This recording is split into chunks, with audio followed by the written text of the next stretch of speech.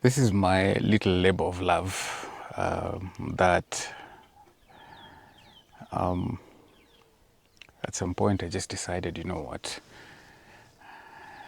Nairobi was becoming a bit, there was overstimulation in Nairobi in that sense. So this was just after the COVID pandemic, and people had been holed in, and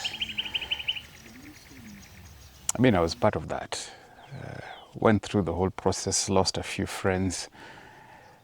But then in my head, I told myself, you know what, you probably want your own space.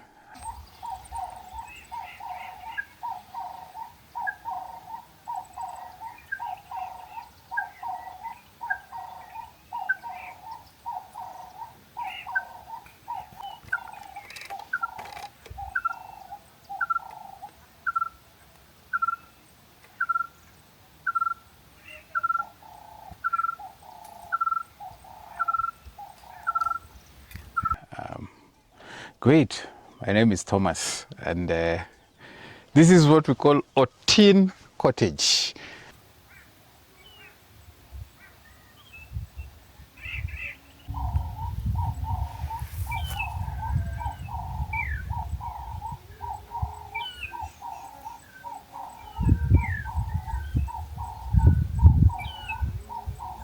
Let me tell you about the word pan about ot tin. In Luo, ot is a house. And then when you call it ot tin, it's a small house. But here's the wordplay. It's also been made out of tin, as you can see. So it's called ot tin to cottage. This is Kumpa area. Kumpa is probably nearer Tanzania than Nairobi in that sense. So yeah, tuko karibu na majirani in that sense. But yeah, so the inspiration of building this place was we've all grown up, number one, in Nairobi. The structures that we have known are concrete structures. So how do you do something different that is not what you're used to? Something that is easily accessible, but something that's also comfortable. So those are the thoughts that were running through my head. When you sit down, when you just think about construction is way, way out there. It's expensive. We do not know how to even start. We are constantly caught up in that just rat race. Whether, if you ever thought about doing your own construction, that construction will probably take the rest of your life, or it will take you out after the cost. So for me, I identified a space that was not very far from Nairobi. It's pretty much 1.5 hours from Nairobi, around 85 kilometers. And just thought, you know what if I have my own place here? And then also just growing up, I would see guys enjoy the wild. And I would wish to almost have the same. So I thought, let me just build myself one in the wild. And that's exactly what I did. And the nature of my work is, I think post-COVID, I realized, you know what, we've survived working from home. So there is a way we can actually work from rest. And that's exactly what I've always wanted. I'm a leadership and executive coach by profession.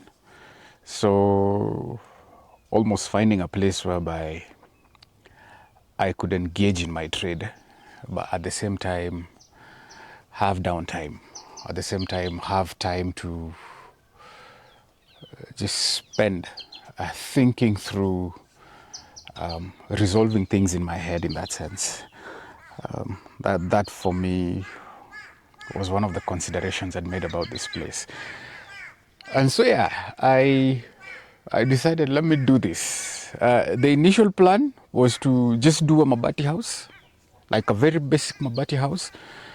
What I mean by a Mabati house is like an iron sheet house in that sense. The initial plan was actually just a Mabati house, dig the toilet, move out, so that when the world is ending again, I have a place in that sense. And it's in the wild. And honestly, I just needed to reset, ask myself questions.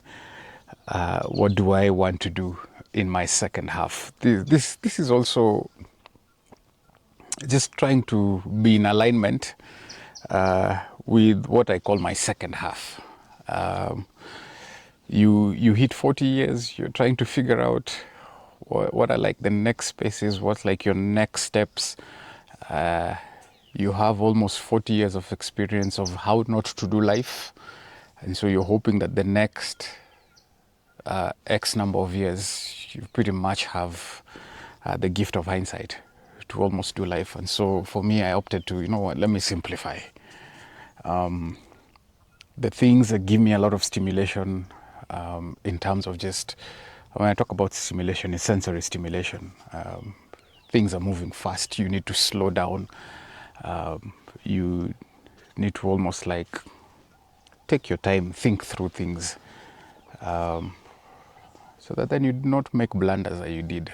I mean, those were all the whole thing. So just from a philosophical standpoint, that's why I was making that move. And then also, you're also thinking about how you've handled your finances in the past, and so you just want to figure out how best to almost like make the next moves. It's a season where kids are growing. It's a season whereby you're looking at university, in that sense. So it's a whole lot of being prudent in that sense. But anyway, that's the philosophical side. So how I did this is I actually sold my car. I had a beautiful car. I sold my car, and I thought, okay, fine, let me just do this. Don't do this. This is very random. This was me, but I sold my car, and I said, you know what? That little I have is what I will try and build this. So that was one. Then the second thing about me is I am big on DIY. I'm a DIYer. Is there a way you can do these things on your own? Is there a way you can repurpose material to fit you? So yeah, so that's the story of this particular cottage. And so first things first, no, I don't think so. I actually built this house from the ground. I mean, when I say from the ground, is I thought through it. I figured out what are some of the materials I could use very quickly. I love using repurposed materials. So what you're seeing here, this is actually repurposed containers that I use to actually carry spare parts for vehicles in that sense. So that's the first thing you can actually see here. And these are actually the first things I actually bought. You know, I was living somewhere in Thogoto. I bought these things, I put them somewhere in storage, and I said, you know what, that's what I'm gonna do. And again, as I said earlier, I work remotely, and it's not just remote work, it's actually gig work. So I have clients who come in over a period of time. And so in that season, and this was just smack like we're actually walking out of the COVID season, I thought, you know what, let me put aside some money. It wasn't a lot. I actually put aside some money that I could actually just buy the basics, you know, kokoto, mchangarao, and mawe, and that's what you see in the foundation. It's a properly done foundation. Came to Kajiado. I was still a novice in this area. Bought all that, and that's how I started. So this foundation has been done according to construction standards. So that is one. Number two, we are in a termite prone or termite heavy area. You don't want to just start building something like this without having those considerations. So when it's properly done, is we've dug, we've gotten to the maram, it's been backfilled nicely. We've done the whole structural process in that sense. So that's what I mean by that. Yeah. So that's how it started, and then because what I was doing, I was actually slowly getting materials. I'd already gotten the walling, which is the Mabati. So it's very interesting how things change. The whole idea of this particular structure, it was supposed to be one big hall, whereby you can put beds on one side, you can put the kitchen on one side. But I think as I started, I figured, you know what, it won't hurt to partition. Because then you're raising kids, they need their own space in that sense. So I actually partitioned it, but the whole idea was actually to partition it and then just partition it using Mabati and all that. So that's what I did. Once this had been done, I think the foundation was done. Oh, so now that's a story. This foundation was done, and when I was done with the foundation, my finances zikaisha. Money, I mean, that's just how it works. When you're in a gig economy, you're waiting for your next client to pay up. So I did the foundation. I think it took like another 2-3 months. I did a bit of collection, and I think what I had collected was enough now to just do the walling. Now you have to remember I bought the Mabati and all that. So I did the walling.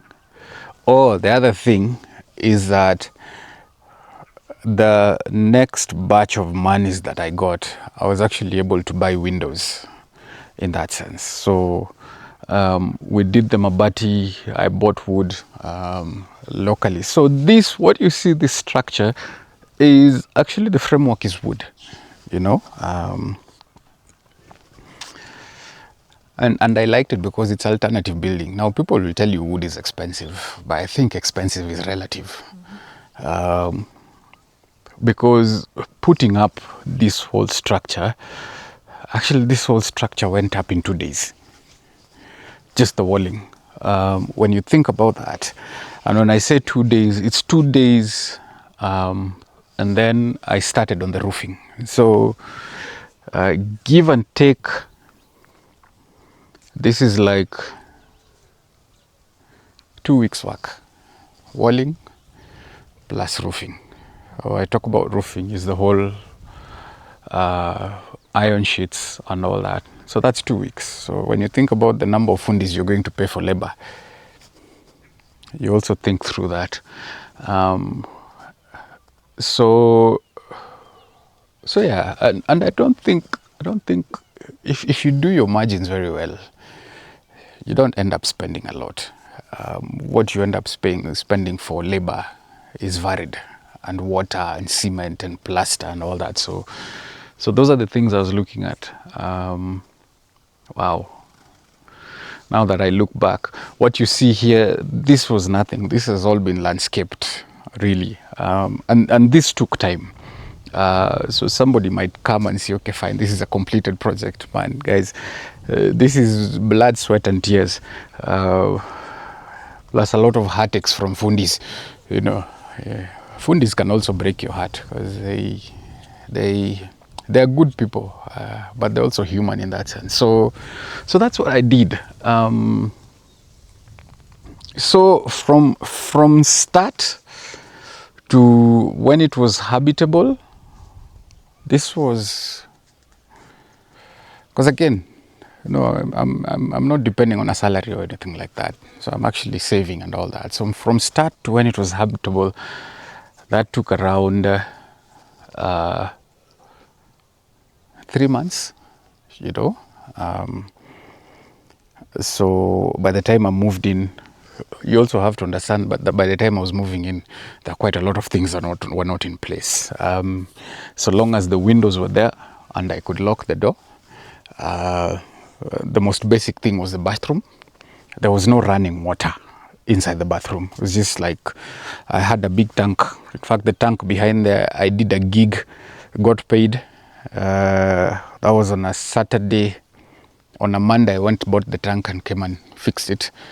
The universe has a way of just doing things. I think 2 days after I fixed it, it rained for 3 days. My tank was filled up. So, and that's how I've been running it. I harvest rainwater. I think I have almost 15,000 liters of storage, water storage. Guys, this is Kajiado. It's beautiful, but it's the Savanna. It's equally harsh when it's hot. You can now see how dry it is. When it rains, you give it like a week or two, it completely transforms. So it's also just learning to work with the seasons in that sense. So those were the basic things that I moved in with. There was no cladding. What you see in terms of the wood finish, that had not been done. Part of the rooms have been done with gypsum.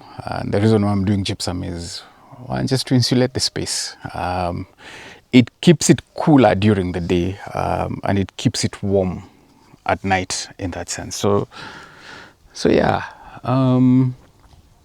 that's it. So let me talk about a few things that for me, this space is very personalized. So again, as I said, I repurpose a lot of things.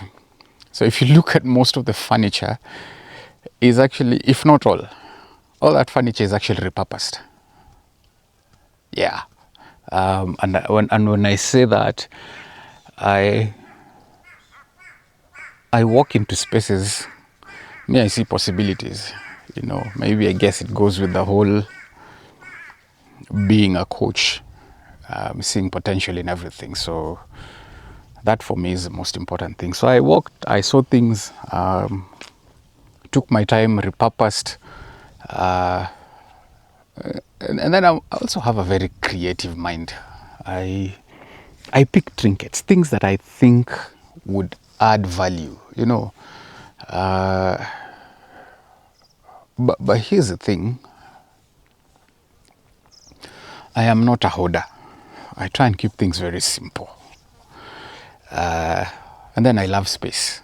So if you walked through the house, one of the things you'll pick up is there's a lot of space.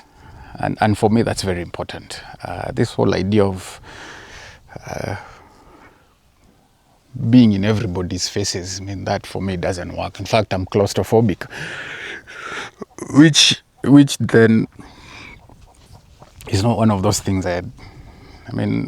living in closed up spaces, that's not my thing. So one of the big themes in this house is just the spaces, my ability to have different spaces for myself and even for friends. And so you will realize there's a fire pit. You will realize there's a blue bench somewhere in the compound. That's why I read. You will realize I actually have an outdoor bathroom. And it doesn't have a roof. And that is just for my own private space. I don't subscribe to nudity, but there are moments you just have to stay there in your full bath suit and be dried by the elements. So for me, it sounds crazy, but yeah, for me, those are the things that give me, I call them the little pleasures of life, So that's very important. And then there's also the attic. When I did the attic, that was a different space. And the whole idea was one, because I have nieces, nephews, you wouldn't believe if I say I have grandchildren. Some of my nieces and nephews are now mothers and fathers, so those young ones call me Babu. So just creating space for when the little ones come. But it's also a space for movies.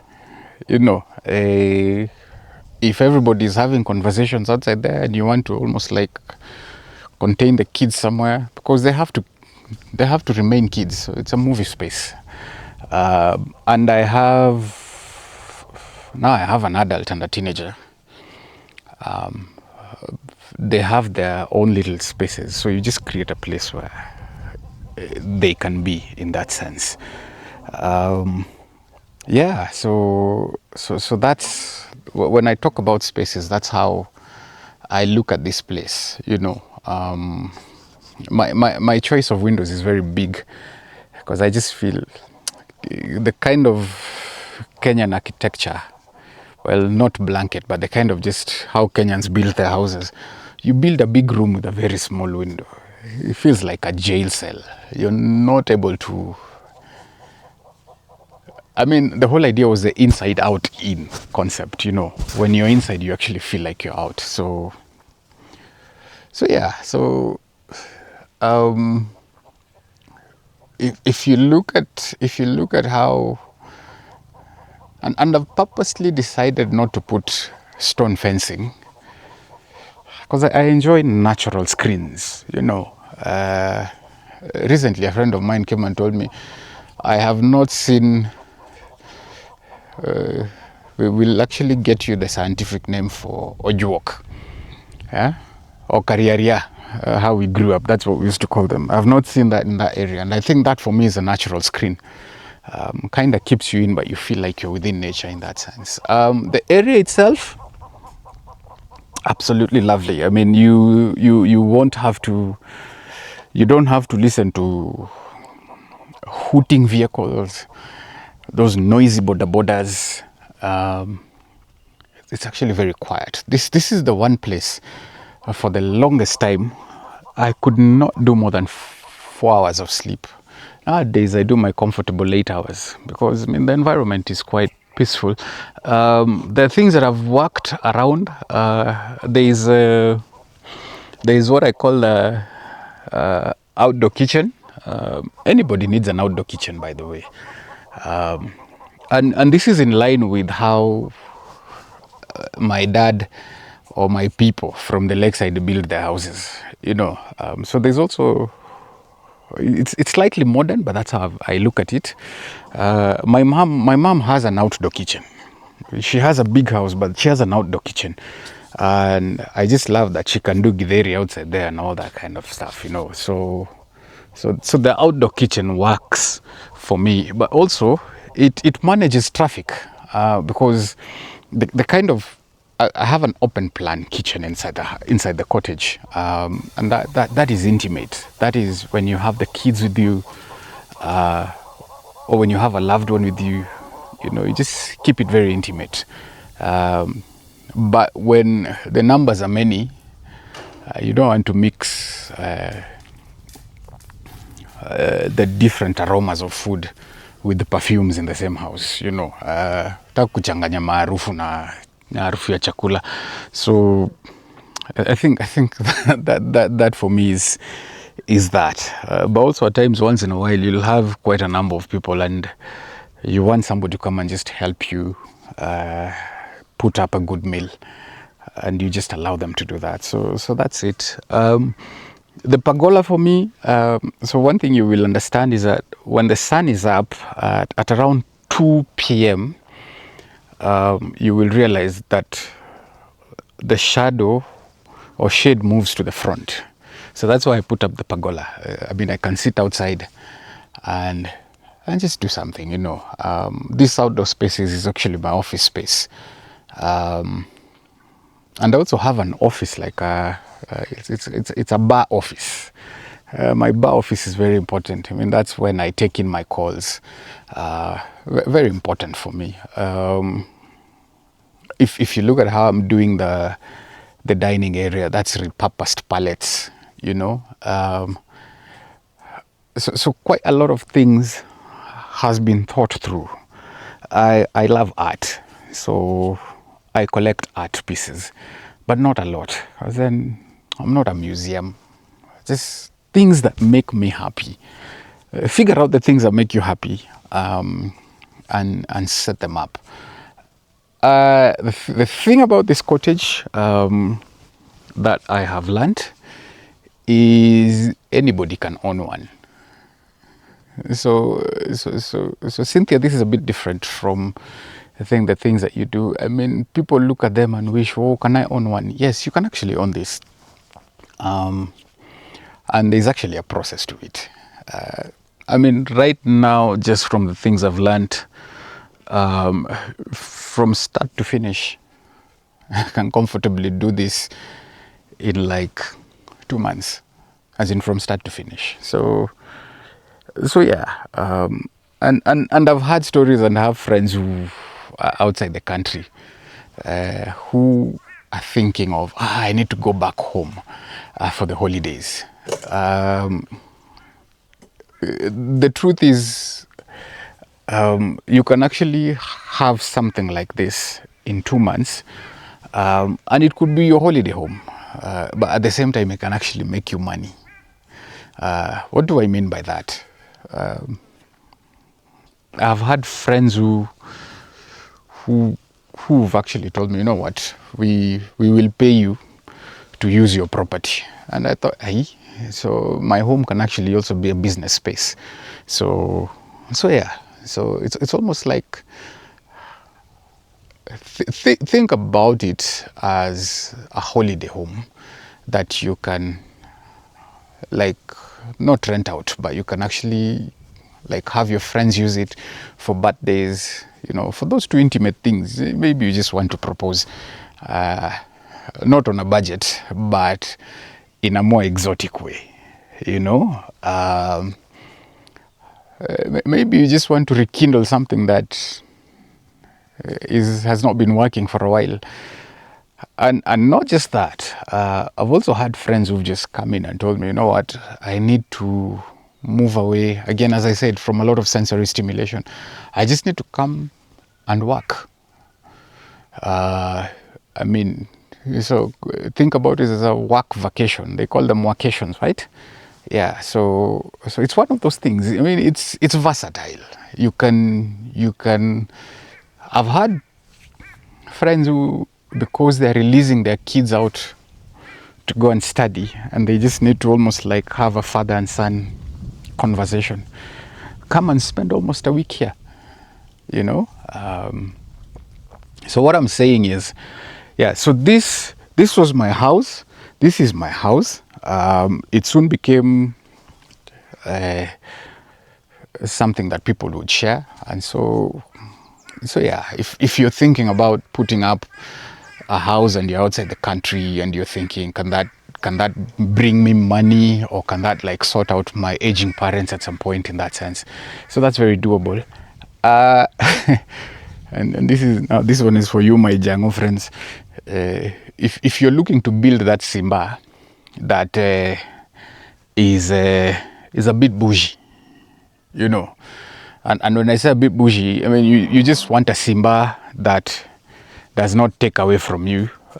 This could be it. And it's not just a Simba. You don't have to redo that house again. It can stay there, and all I'm saying is, I mean, just having looked at all this journey that I've been through, I think it makes sense. I think it's just one of those things that makes sense. For you who's thinking, wow, will I even ever get here? It's just process. It's one day at a time, and it's something that we can actually walk you through, or I can actually walk you through, so that then everybody can actually own a home. If you have a piece of land, you can own a home, and this might look a bit bigger. It can be scaled down. It's all just about scaling and all that. It can be scaled down. It can be even a 1 bedroom. What's the size? So this is wow. This is, I think it's 26 by 30. I don't know how many square foot that is. Let me just do the mathematics. 26 by 30.